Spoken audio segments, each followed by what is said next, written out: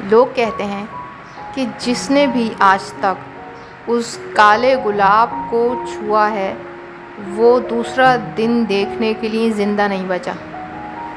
कोई कहता है कि वो बद्दुआ है और कोई कहता है कि वो एक किस्म की वार्निंग है फ्रॉम समथिंग एंशंट, लाइक कोई पुराने ज़माने की कोई वार्निंग। लेकिन जब बैत ने वो फूल देखा आउट ऑफ सीज़न खिलता हुआ और बिल्कुल काला, उसके पेटल्स जो थे चमक रहे थे जो शबनम के कतरों की वजह से, तो उसको तो कोई ख़तरा महसूस नहीं हुआ। उसे तो लगा कि वो बहुत ही हसीन है। लेकिन अब बैत को नहीं पता कि वो दूसरी रात ज़िंदा रहेगी या नहीं। तो आज जो कहानी मैं आपको सुनाऊंगी वो है रेवेंसमोर के गुलाब की। एक बहुत ही पुराना सा गांव था इंग्लैंड के किसी कोने में, बहुत ही छोटा सा, बहुत ही खामोश।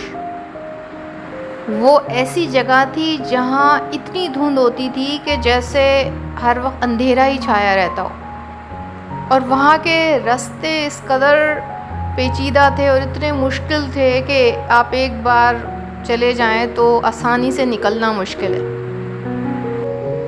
बहुत सालों पहले एक लड़की वहाँ पर गई, उसका नाम था बैथ। वो थोड़ी सी आर्टिस्टिक नेचर की भी थी और लाइक इंट्रोवर्टेड लड़की थी। उसको सुकून की तलाश थी और वो उसी सुकून को और तन्हाई को ढूंढती हुई उस गांव तक पहुंच गई थी ताकि सुकून से अपनी पेंटिंग्स कर सके, तस्वीरें बना सके। एक छोटी सी झोपड़ी किराए पर ली थी उसने, जंगल के बिल्कुल किनारे, बिल्कुल कहानियों वाली जगह। लेकिन गांव के लोग अजीब थे वहाँ पे, बात तो करते थे, हंसते भी थे, लेकिन जब भी बैत जंगल का जिक्र करती थी या कहती थी कि वहाँ वॉक के लिए जा रही हूँ तो सब चुप हो जाते थे। कोई कहता था कांटों से दूर रहना बेहतर है। वो समझी शायद पुराने ज़माने की बातें होंगी, बस डराने वाले काम हैं, जैसे नॉर्मली गाँवों में डराया जाता है और गोस्ट स्टोरीज़ बनाई जाती हैं। फिर एक शाम जब सूरज ढल रहा था तो वो अपने स्केच पैड के साथ जंगल की तरफ निकल गई।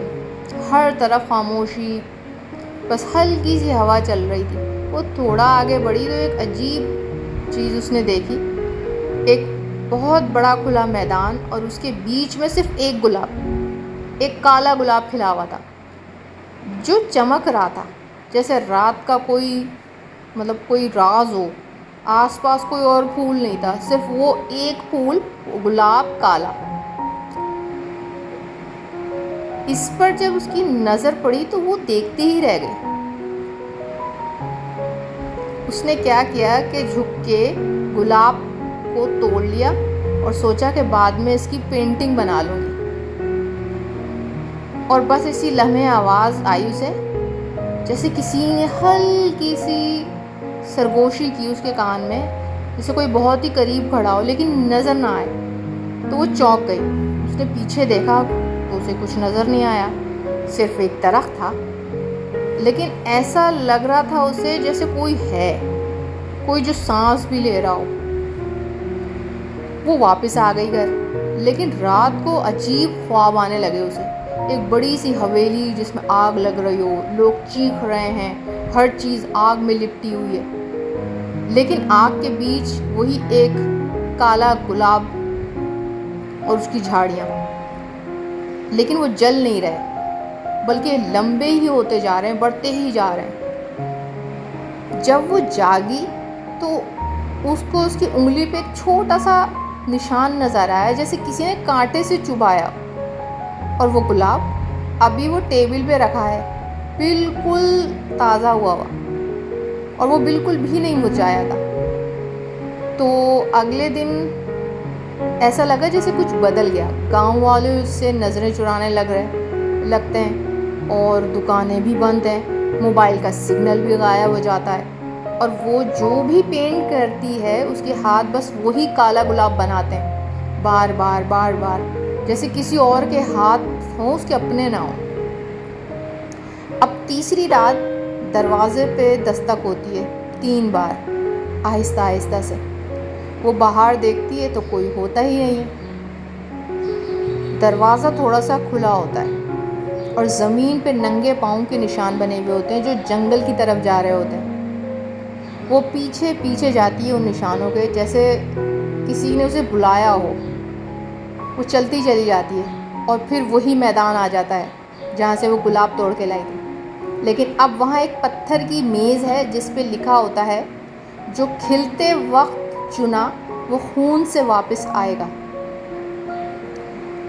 बैत वो गुलाब वहीं फेंक देती है और इसी वक्त पूरा जंगल जैसे सांस छोड़ देता है। फिर एक औरत नज़र आती है उसे दरख्तों के पीछे, ऊंची सफ़ेद उसका चेहरा होता है, बाल जैसे पानी में तैर रहे हों और आंखें उसकी सुनहरी चमक रही होती हैं।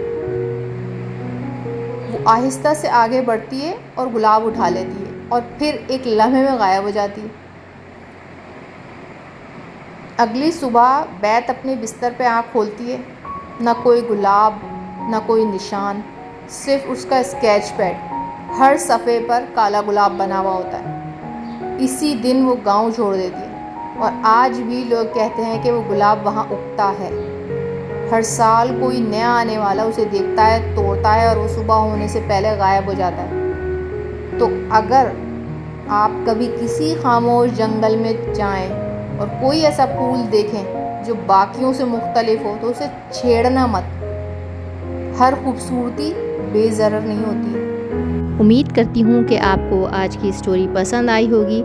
इसको अपने फ्रेंड्स के साथ ज़रूर शेयर कीजिएगा। Thank you.